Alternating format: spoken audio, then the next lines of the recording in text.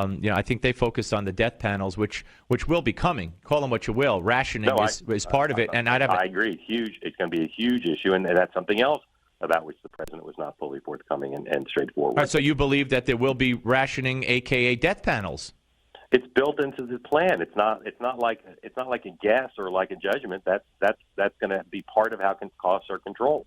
Yeah. Okay. Well, but I'll say something else about that issue, which is we do need to do some of that in this country because we can't afford to spend so much on end of life care. A very high percentage of our healthcare spending is for a very small number of people at the last stages of their life. I'm not saying the system shouldn't allow that, but there's too much cost there. Judgments have to be made. We have to decide. Made by who, Mark? Mark, made by who? The government? By individuals. But it's not going to be made by individuals. If you say it's included in the health care.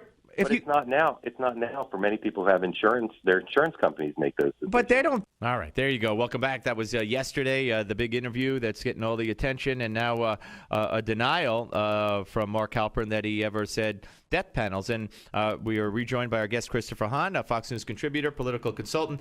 He never said the word death panels. To me, I equated to but like if you ask a cop say, did you murder her? And he says, I stabbed her, I killed her, I shot her, but no, I didn't murder her. I never said I murdered her. He agreed with me. He said, yeah, it's in the plan. It's in Obamacare. But let's go beyond whether it is or not. But this notion that we spend too much on end of care life and we have to do something about it, which is what the president said way back during these forums. I think before the first election or right after the first election, that 80% of our medical costs are incurred in the last 6 months or year of life. I mean, we're all about keeping our parents and our grandparents and everybody alive as long as possible. And now I believe, and I think Mark Halpern believes, that in this plan, that's going to change. And that's a huge boom to the American public. I don't believe that he was correct at all. I think he misread the bill or doesn't understand the bill, doesn't know what he's talking about.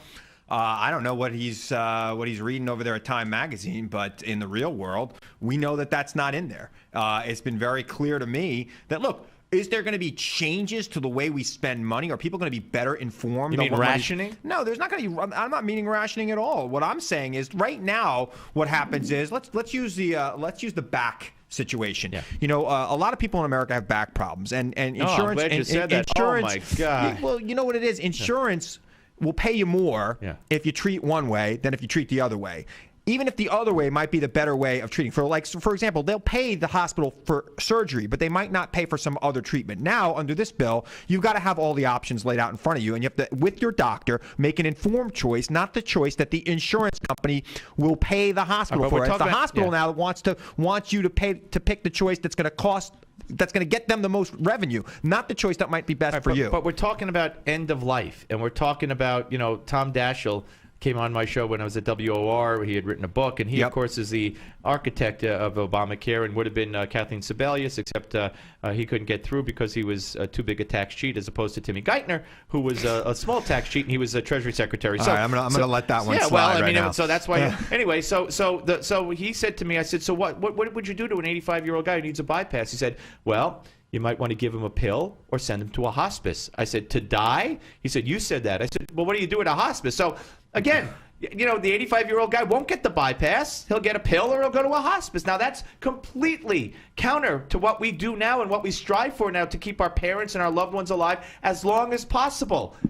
I mean, that's a culture shock we're headed for. We're still going to do what it takes to keep our parents and our grandparents and our loved ones alive. With a pill instead of the operation? No, I don't believe that's the case at all. I believe you're going to have more informed decisions made by doctors and not by some bureaucrat deciding in a hospital or an insurance company what will pay the most and make the most profit. Right now, it's all about how are we going to profit from these people. And I think a lot of people spend their last days in constant surgery and constant treatment where there may be no hope at all at that point in time. They're not informed of these decisions. The decisions are being made by people who want to profit from their pain. So they should be told there's no hope, as opposed to trying everything that can prolong their lives. They need to try things that can prolong their life and not waste times with things that are not going to prolong their lives. And right now, Steve, and I know you're a smart guy, I know you've seen this. I've seen it. There are things that happen at the end of life care where people will listen to whoever's telling them what to do, but they're not really talking to their doctor and they're not making informed decisions. Now, the information will be available thanks to this bill. Well, Mark Halpern's completely wrong. I completely disagree with you, and I think Mark Halpern's being completely honest, and that he refers to it, and I always forget if I could find the IPAB, which is the panel that's going to decide on rationing. No. I mean, the formula they use in Great Britain and Canada is the formula they're going to use here. How productive will you be after this? This let's surgery just look at the numbers right now. Society. Most people die after they reach Medicare age in this country, and in America, if you make it to 65 and you get your Medicare, you're more likely to live to 90 than anywhere else in the world. Yet we have, up until we had the Affordable Care Act, we did not have the most people living to 90 of any established country. The Affordable Care Act isn't even in effect yet. But Medicare has been in effect for a long time, and people who've made it to Medicare age live a lot longer than people in other countries who are of the same age. So we've been taking care of our old people and our senior citizens and now that's going to stop. A good way. No, we're not. Medicare hasn't changed at all. Well, we'll see. I hope. In fact, I think we should expand it to everyone. I know. I think you and I should be on Medicare. I want a single payer. I think and that's what Obama wants. And it's the affordable way to do affordable care. And that's why he knew that he was lying for 3 years when he lied for 3 years, and then his whole hope is a single payer and to drive the insurance company out of business. Admiral Akbar. You found out that there's a trap. What Star Wars reference now? All right. Yeah. Anyway, somebody at home got it, and they're tweeting about it, and they're loving it. Happens to me all the time because everyone in that control room is 25 years old. So somebody's laughing somewhere right now. If I make a reference over anybody, except for here he is. Yeah, all right, he gets it. Adam gets it. All right, let's go. Christopher Hahn, political consultant, Fox News contributor here on the Steve Malzberg Show. This Iranian deal. Yes. I haven't heard. I mean, even your old boss, Chuck Schumer. I haven't heard one Democrat elected official. I've heard the Ayatollah. I've heard the foreign minister of Iran, the president of Iran, our president, our Secretary of State. They love it. But I haven't heard anybody else who likes the deal. I'm dubious on the deal. So, I mean, look, I think it's what we did was not really a deal. What we did was a pause button on their nuclear program. I want to see them give back. And in 6 months, when it's time to come to a permanent agreement, there better be some give back from the Iranians, or I don't think the Senate's going to be happy, and there'll be more sanctions, and there'll be no deal. And I don't think the president will be able to enter into another deal. He's going to get a lot of political pressure from the left and the right over the next couple of months, especially people in New York like myself and my former boss, Senator Schumer, who are dubious on this. We want to see the Iranians really come to the table and give us something. Well, all they agreed to last week was to not move forward. They froze their program in time. I want to see that program dismantled. I want to see it dismantled. I'm sure you do too. And if the president doesn't, he's going to get a lot of pushback from the Democratic Senate as well as Republicans. But in the House. What does he care? He's not running for re-election. Everybody hates it now, and he did it anyway. And why would he care? The president despises, in my view, the state of Israel. No, yes. And has been looking to embrace the mullahs and the ayatollahs who have the blood of Americans dripping from their hands. They're still killing Americans in Afghanistan, and he overlooked it. He'll overlook the 3 American prisoners. He overlooked the dead Marines. He overlooked everything to sign this deal. I think that we need to move forward and get a deal, and you're right. Those things need to be addressed that you just talked about. I didn't even say Hezbollah. If they're not addressed in the next 6 months on this new deal. So you're going to get. So you think the Senate will wait on sanctions for 6 months? No, I think what the Senate's probably going to do when it comes back in a week is they're going to vote on sanctions that take effect immediately upon the end of the 6 month period. Okay. And I think that that's probably the right course of action because it's really going to put some pressure on the Iranians to act. And if they don't act, they're going to be hit with a sword of Damocles. So I think you're going to see some serious debate in the Senate over this, and I think you're gonna see some serious action. If they don't give back, there's going to be no deal, and the sanctions are going to be worse. Let's talk about the Senate for a second here. The nuclear option again. Nuclear Iran or no, the Harry Reid nuclear option, which of course was blasted as a possibility, but in 2005 on the floor of the Senate by Obama. I played that by Biden. I played that by Harry Reid, who just talked about the wonderful history of the filibuster and how Biden specifically said, "I pray to God that when my party's in power, we don't make a naked power grab like this." Well, of course, the Republicans didn't do it in 2005, but the Democrats did it now. Under the guise of filling a court that doesn't need filling. It needs filling. No, it doesn't. It doesn't need more justices Steve, at all. Let me explain to you. Elections have consequences. Oh, they do. There have been 160 presidential appointments filibustered in the entire 214 years of our republic. 84 of them were for this president. Right. Half of them. And many of the judges not necessary. No, they're all necessary. No, if there are 11 seats on I'm an attorney. Are you an attorney? They're not needed. I used to work in the federal courts. Did you work in the federal courts? There's a balance on the court right now. No, there isn't. There's 4 and 4. There are 11 judges for that court. There are only 8 slots. This president gets 3 picks.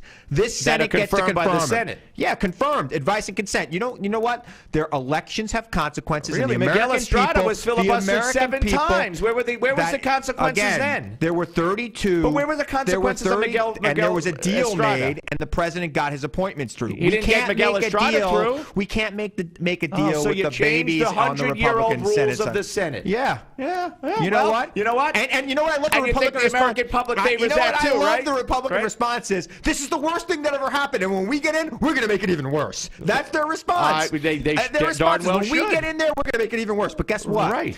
And they will get in. The American people aren't giving them back the Senate. Well, okay. And they're never giving them back the presidency. Let me ask you I mean, we're not going to have President Ted Cruz or Marco Hillary Rubio. Clinton. What difference does it make that Ambassador Stevens died? That's going to get her a lot of votes. But let me ask you this. What? No, she didn't say what difference does it make. Right. Why Why he died? Why they did Was it an attack? Was it a planned attack? The difference is the man is dead, and we're trying to figure out why he's dead. No, we can't the figure it Republicans out. in the Senate and the House decided to make a spectacle of the guy's life. It's amazing to me. All right. They're a travesty. They should be ashamed of themselves. Yes, absolutely. Tell it to the parents of all those dead people who lambast Hillary Clinton on a regular basis. Yeah, well, you know and more they're than angry, the parents, and right? they are angry Why? because their kid And has who? died. And who are they angry Look, at? you Who are can't- they angry you at? know what? We don't Hillary run, Clinton they're and angry because President Obama. They're angry because their son died. But I'll tell you, they went into a Who war are they zone. angry at? Look. Oh, it's their own fault? They knew what they were getting into. Really? I'm not saying it's Then their why fault, was but they knew Christopher what they were Stevens getting denied into. the security he so desperately requested? I don't know. I know you don't. You know We'll what have to Hillary figure said to that that? out.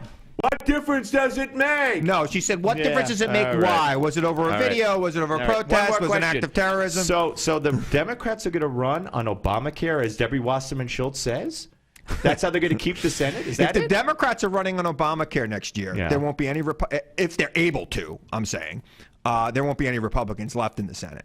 If that would mean it would be a success. So what I'm saying right now is I don't think Democrats are running on Obamacare. What will they run on? I don't know. We'll see. But you're confident they're going to keep the Senate? Like I said, I'm confident that the Republicans will overreach because, and you know this. You've been around long enough to know. They're crazy. They're gonna. Yeah, right. I've been around long enough to know that the media will do anything to portray them in that light. Yet I'm also been around long enough to know. Yet I'm also around long enough to know that they have a majority of the governors. They gain seats in the House. They're going to gain seats in the Senate. Lose in Pennsylvania next year. And until Obama, who was not scrutinized by the media one iota, they hadn't had a majority of votes in a presidential election since Jimmy Carter. But the last two, they have the majority since of votes. Obama. And he deserves his picks on the court. Yeah, well, so did George Bush. He did, and he got him. He got a deal.